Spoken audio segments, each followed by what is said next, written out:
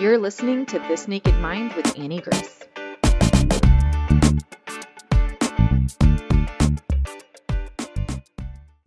This is Annie Grace, and welcome to This Naked Mind podcast. And I'm here with Sally. Hi, Sally. Welcome. Hi, Annie. Thanks for having me. Oh, I'm so glad that you're here. So why don't you take us back to the beginning in your journey? What was in your relationship with alcohol? Where did it all start for you? So let's see. Let's go way back, shall we? Typical high school, nothing crazy. I shouldn't say typical high school. So for me, high school was all about hanging out with friends, cheerleading, doing all of that. Alcohol was never a big part of anything that I did. Not really a big part of anything that I did in college. I experimented with it a little bit here and there. My drinking really started to escalate when my life kind of went sideways. I entered into a marriage. I was in a marriage for 13 years that ended up being an abusive marriage. My drinking kind of escalated at that point. 2 years into my marriage, my husband at the time was involved in a pretty serious cycling accident, cycling like Greg LeMond, not Zoom motorcycle. So in the hospital for about 3 weeks, out of work for 3 months. I brought him home from the hospital the day that I did. My father came to live with us. He had been diagnosed with terminal cancer. So he lived with us the last 3 years of his life. And just during that whole process, everything just really, really ramped up for me. And I realized that I was absolutely self-medicating for sure. And it's just what I used to get me through the day, get me through the abuse, get me through the situation with my father. I had always struggled as a little girl, young adult, with the whole not enoughness and the worthless feelings, and alcohol definitely came into play. I had crazy social anxiety, and I thought, okay, well, there's power in the punch. And I would always, take a couple of swigs or sips and start to loosen up. And, but yeah, for me, it really started to escalate probably in my mid to late 30s, I would have to say, is when it got really, really bad. And just continued, because as my relationship with my first husband deteriorated, my father eventually passed. He passed in 95. I realized that I was in a pretty unhealthy situation. And so alcohol was my friend. It got me through everything that I needed it to get me through. And I always felt as though I was built for more. It's like, this can't just be that all life is about. I mean, and there have to be other coping mechanisms, but I was just so duped and stuck in that cycle that I couldn't get myself out of it. And I finally had enough courage. I left my husband and I swore off men. I'm like, that's it. Peace out. I'm independent. I had my own business. I had my feet underneath me. And I'm like, this is all I need. God had a different story. And just out of the blue, this amazing human being appeared into my life and turned my world upside down. And I lived in North Carolina. He was living in Maryland at the time. And I just remember thinking to myself, there's got to be something better out there. You've got to get yourself together, because what you're doing right now, it's taking you nowhere. Fast forward, Donnie and I, this is my husband's name, Donnie and I get married. I moved to Annapolis. We live on the same street as his ex-wife. I always say that God has a very interesting sense of humor. So live on the same street as the ex. I couldn't have children. And so I inherited 2 amazing boys through Donnie. And through all of that, and I moved my mom up. She was living at the time. My father had passed in 95. So I had become her primary caregiver. So I had my mom up here. I had inherited 2 boys living on the same street. And I'm like, cocktails, please. So that's when more recently is that it really, really ratcheted up for me, got super crazy. And that was in 2008 when I moved here. So that's when the drinking really escalated for me when I moved to Maryland, I would have to say. It started ratcheting up, but really got bad when I moved here. And so then what happened? Oh, gracious. I had tried so many times to stop. I'm going to stop. I'm going to cut back. I'm going to try to quit. I had absolutely zero tools. I didn't know what I was doing. I brought all my old stories, all my old junk.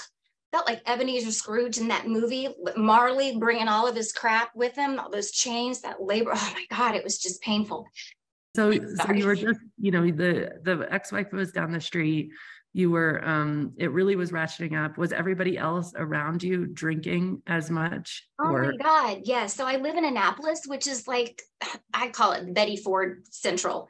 It's the drinking capital of the United States, in my humble opinion. Everybody around, everything in this town, because it's a touristy town and it's on the water, it's a big sporting event, is to drink.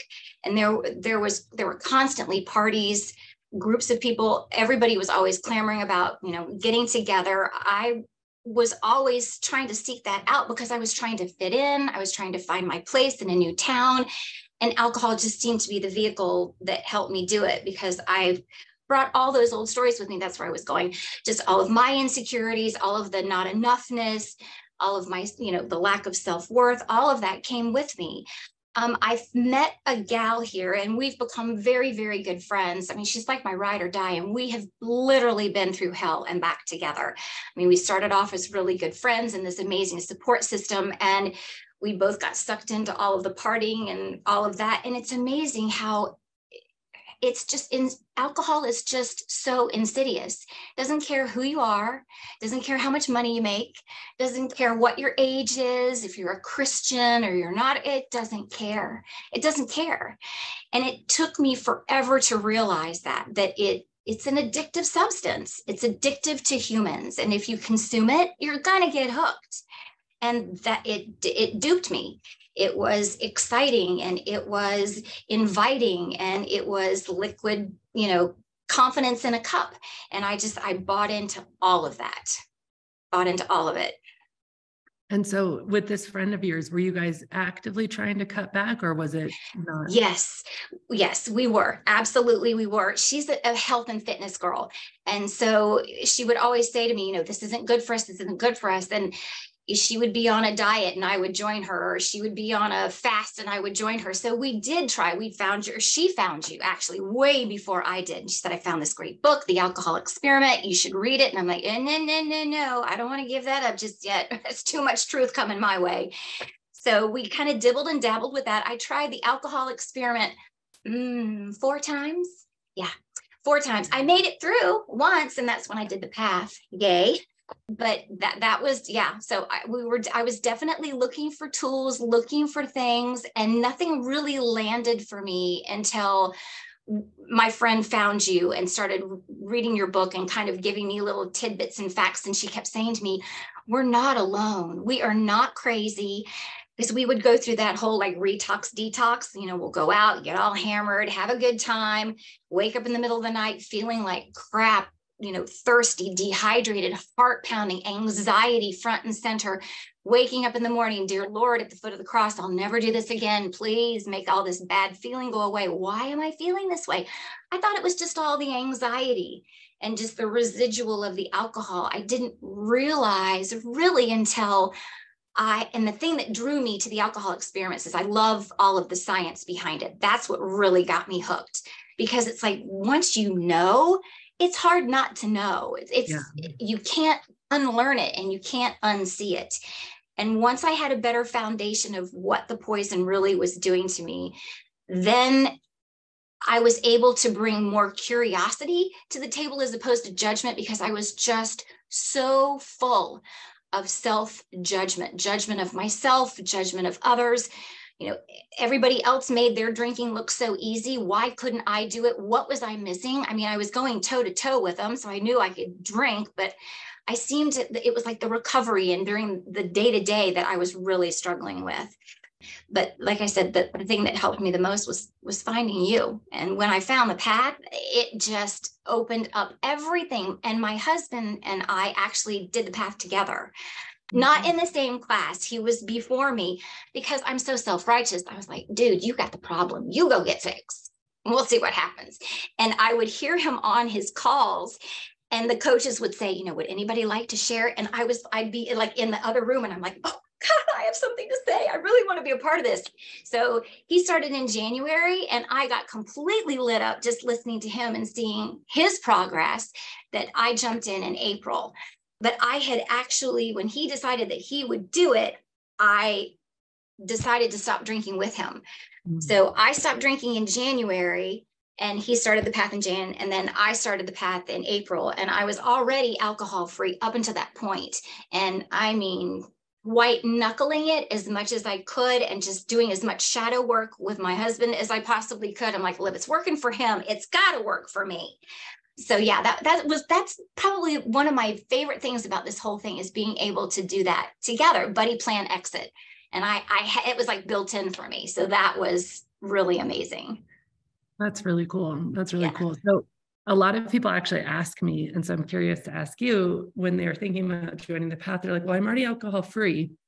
And so I have my own response, but before I go, what would be your response to somebody considering it who's like already alcohol free? Oh my gosh. It absolutely changed my life. I have my life back, and it is 1000% my doing, but it's my doing because of the path. It's the tools, baby. It's that toolbox.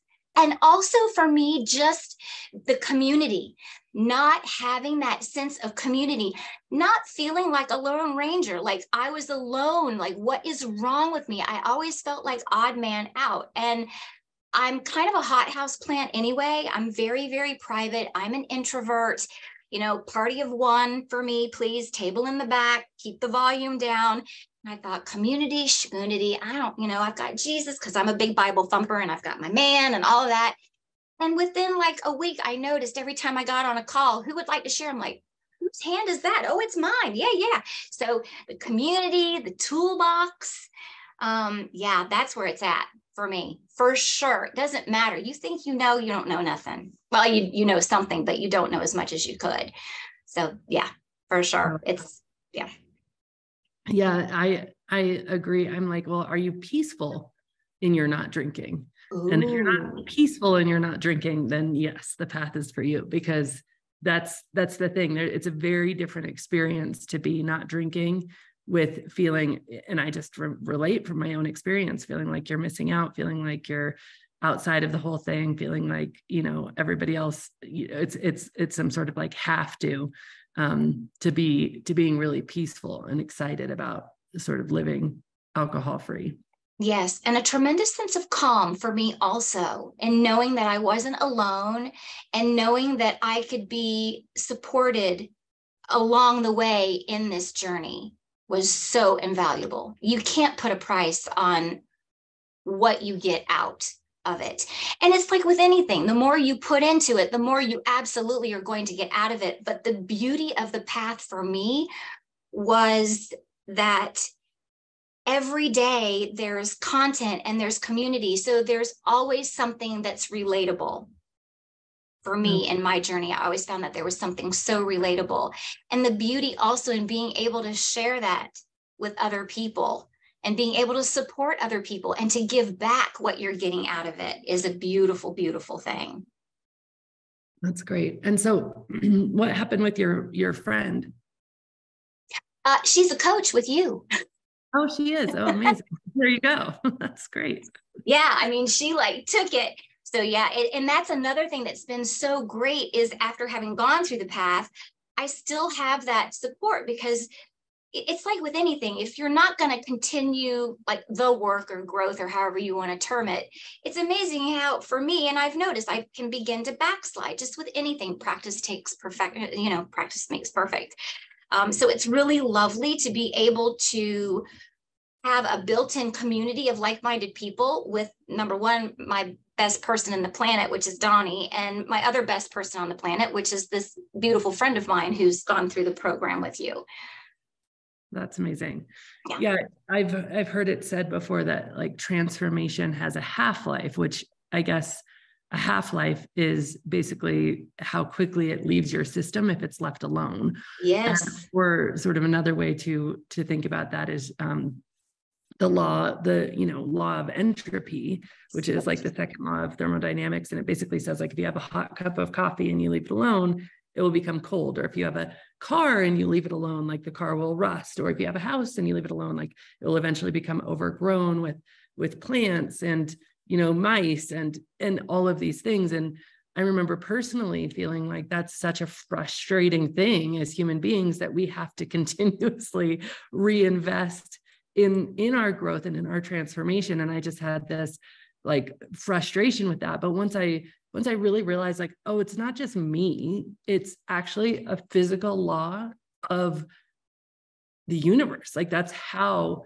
it works in physics. Like things will devolve, things will become chaotic, things will go back to how they were if they're left alone. And so if you want to maintain change, staying engaged and staying, whatever that means, it doesn't necessarily mean that you have to, go to, like in my experience, it doesn't mean you have to go to meetings for the rest of your life or do anything like that, but just really continuing the journey of, what's the next thing for me? Where's the next level for me? Where just of kind of personal growth, it's so important because it does really have a half-life. And just by the function of our brains being, really survival machines first, they go back to what they know. And so it's a minute to kind of come full circle. I actually want to ask you about, if it's okay with you, something that you kind of shared with me right before we started recording, but understand that your mom is just recently passed away. And I'm so sorry to hear that. Thank you. And I'm just curious with, that can be such a huge trigger for drinking again. And I'm curious how you're navigating that.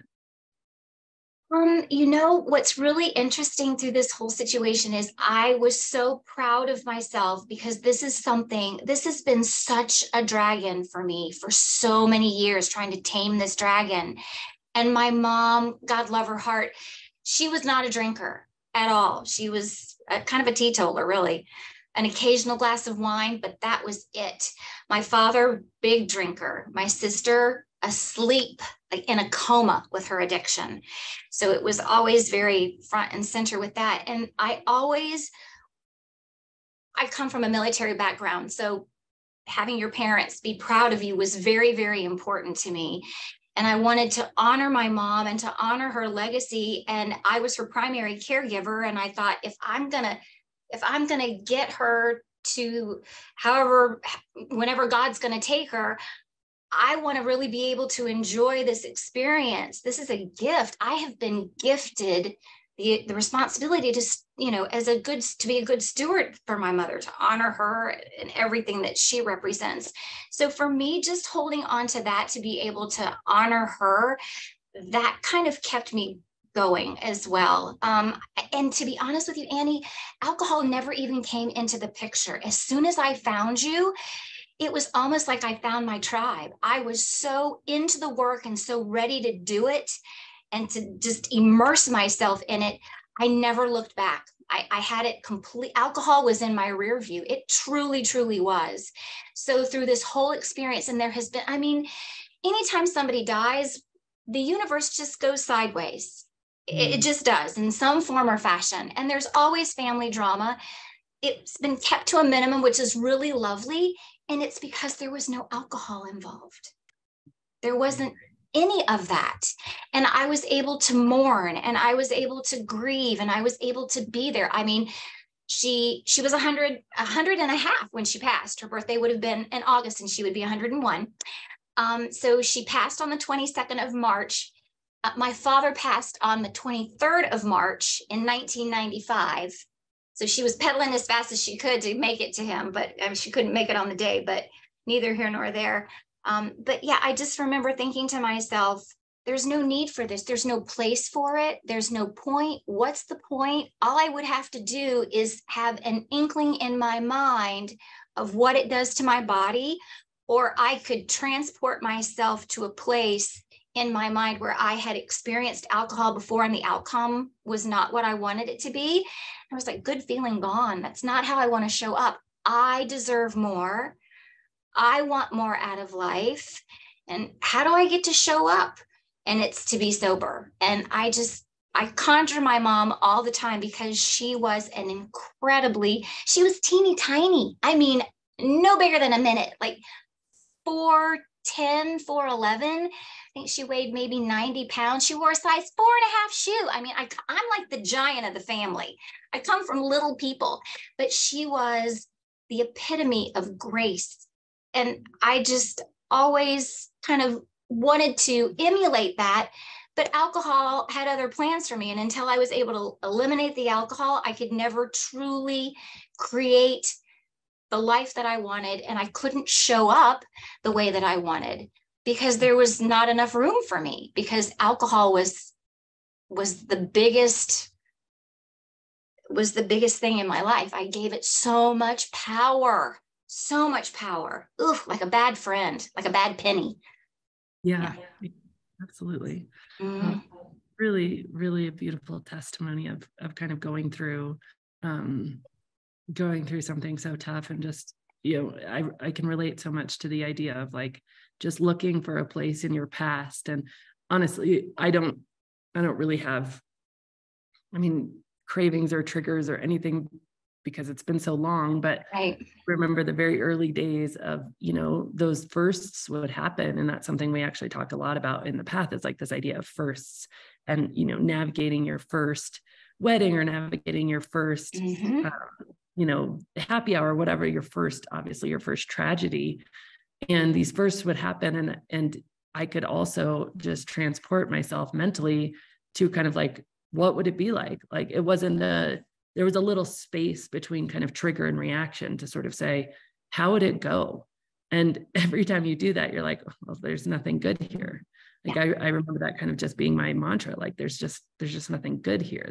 There's no, it wouldn't. And then it was so easy to like very naturally let go of when you kind of have that realization of, there's just nothing good there. So yeah, there's no cheese down that tube, girl.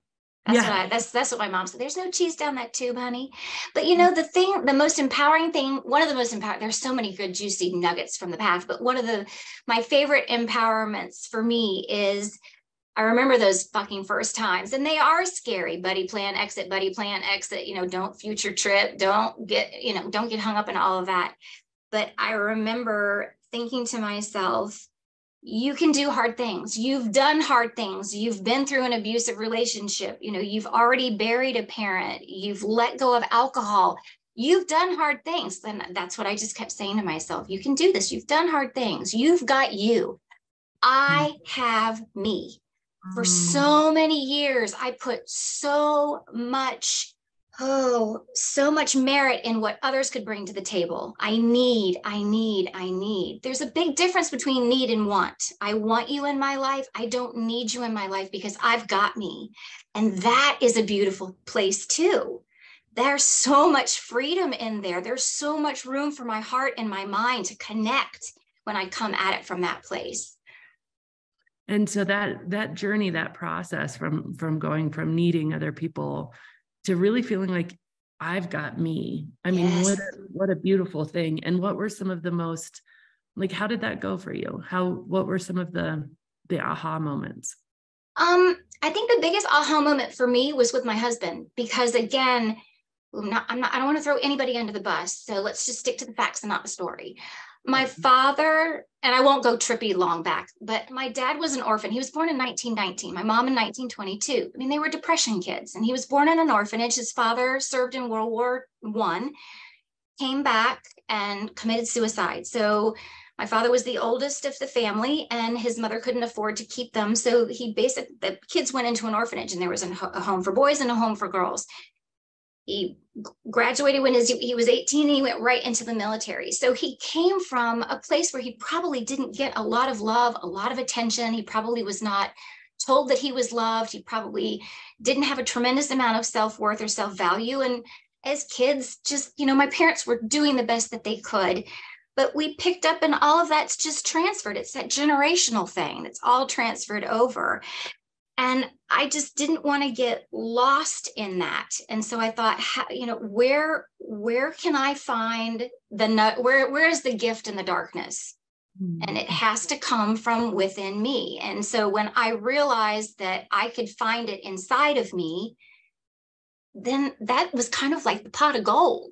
It's like everything you need. It's like Dorothy, click your heels 3 times. You're already home, baby. It's like everything I need is right here. It's like the one-stop shop. That was probably the most beautiful thing. And then it started to transfer into relationships. And I remember I said to my husband for the first time, he was like, well, don't you need? I was like, no, I don't need you. I want you. And he was like, what do you mean you want me? I was like, that's just sexy. I want you. I don't need you for anything because I've got me. And if I've got me, think about how much more beautiful of an experience you get of me. And because I get to be myself and I'm not constantly looking for something to complete me. I'm complete enough as I am. So awesome. So good. Yeah, that was really juicy, really, really juicy for me. And what liberating. There's power there. That's so powerful because all of my life, I was told what to do and how to do it. You didn't speak until you were spoken to. I thought that, love and validation was given if I showed up and my room was made and I made good. I mean, I was a tin soldier. I never realized that I was good enough just by showing up and breathing. How incredible. Yeah. How incredible. Now you get to pass this along to your children, Yes. Yeah. Reed, we have 2 boys, Reed and Chase. Reed is 28 in the Navy, living in Hawaii, just got married, getting ready to have a baby. So we're super excited about that. And Chase, our youngest, helps Donnie in the family business, but I am honest, probably to a fault. And being a step, I think it's almost kind of like you're a parent, I play that parental role and I'm all in that parental role, but I still kind of come off like crazy Aunt Sally over in the corner. They don't treat me like a mom, but they love me. And so when I was going through this, especially our oldest, Reed, I was like, listen, man, I got to tell you, drinking is not where it's at. And so I've shared a lot of my experience with him and actually apologized to him. Not like I felt like he deserved or I owed him an apology, but it felt good to be able to say, I'm really sorry because I had no idea what alcohol was all about. None. I thought that it was, it's what everybody did. You drank to celebrate, you drank to toast. It was always around. It was always present. It was always prevalent. I said, and I'm really, really sorry because I didn't know any better, but I know now. And I want you to know so that you can make good choices. You do you, baby, all day long. I didn't have the information. And I so wished that somebody had shared that with me earlier. It's like, listen, don't wait until I'm 60. I'm like, don't wait until you're 60. Do it now. And so both of my boys, not because Donnie and I are this miracle couple, but both the boys have really listened and paid attention. Chase is not a big drinker, never has been a big drinker. Reed was a big drinker. He's 28. That's just what, unfortunately, society tells you it's okay to do. And I also loved being a rebel about it in the sense that I loved being in the minority when especially my husband, when we did the, what's her name? Gretchen Rubin, the 4 tendencies. Yeah. I mean, before Donnie even did it, I was like, I already know what you are. Not like I'm Miss Smarty Pants, but he is a rebel. I mean, he tips to another, but he's definitely a rebel. And so is Reed. And I said to him, do you realize the percentage of our nation that is drinking and the small percentage that isn't? I was like, I want to be part of the minority because I want to be part of the minority that takes a hold of this amazing movement. And the scales are going to flip, just like with the whole cigarette movement. I'm like, it's coming. It's absolutely coming. And I want to be a part of it. And I'm proud to be able to say that the cycle and the chain is broken right here. And if you pick it up, it's on you, but I'm breaking it right now. And I want you to have all the information so that you can make the best decisions and the best choices for your life. And what an incredible approach of, again, no needs, right? Like no needs for him. Just, this is true vulnerable information. 100%. And even from an apology when you don't, like you said, you don't owe or have to, there's nothing to apologize for, but to say I wish I would have known. Yes. And how, it's such a different energy than coming at somebody with, oh, well, I did it wrong, so you need to do it right. Yes. And it's just how much more receptive are people when we come with that level of vulnerability and humility and willingness to just say hey, this is what I wish I would have known. 100%. It's so Yep. cool.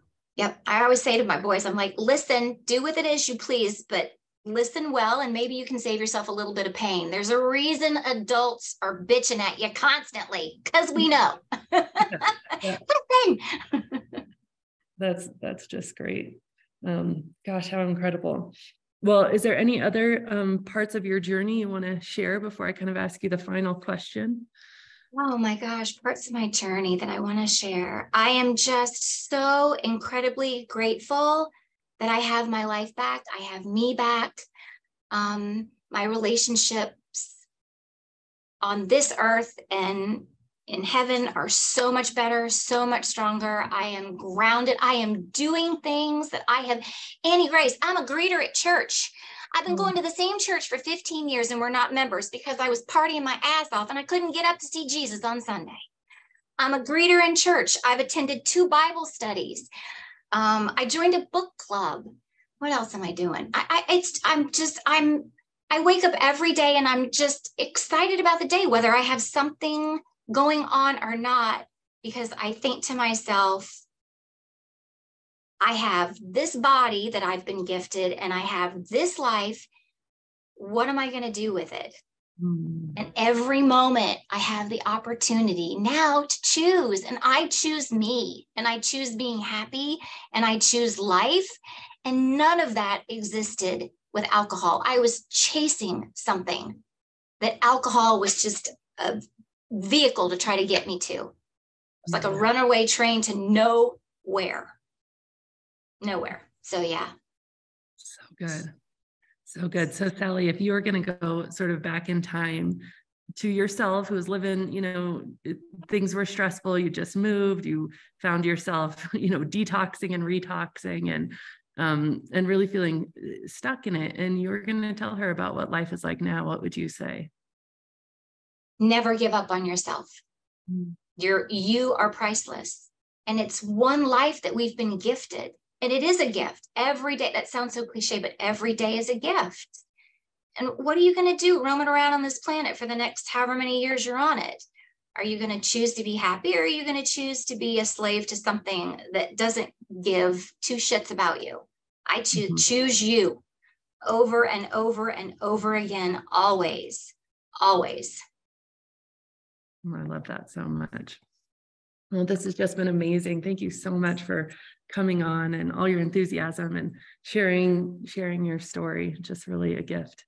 Well, thank you. I appreciate you letting me muddle through. I apologize if I wasn't as eloquent as I wanted to be, but I purposefully scheduled this today because I said to myself, I was like, my husband said, "What are you doing? You're going to bury," I'm sorry. Sometimes I can be a little crass. I adore my mom, but my brother said, "You got to quit saying that you buried your mother. It sounds like she's in the back with the, all the dead family pets." I'm like, "I'm sorry, at mother's funeral." But anyway, I thank you so much for just kind of letting me be me. I really appreciate it. But I was grateful to be able to come on because I was like, I can do this. I've got me, and Annie's going to create a space for me, and God's with me, and whatever happens, happens. And I'm just going to trust it's all going to work out. It was perfect. I mean, it's just awesome. And it's so vulnerable and real. And I really appreciate it. Thanks, honey. Thank you so much for listening to this episode. If you're ready to see how This Naked Mind can help you on your personal health and wellness journey and want to learn more, go to thisnakedmindpodcast.com to learn what your next best step is. Again, that's thisnakedmindpodcast.com. We have all of our free resources, programs, social links, and more available for you there. Plus, if you have your own naked life story to share, you can submit it there as well. Until next week, stay curious.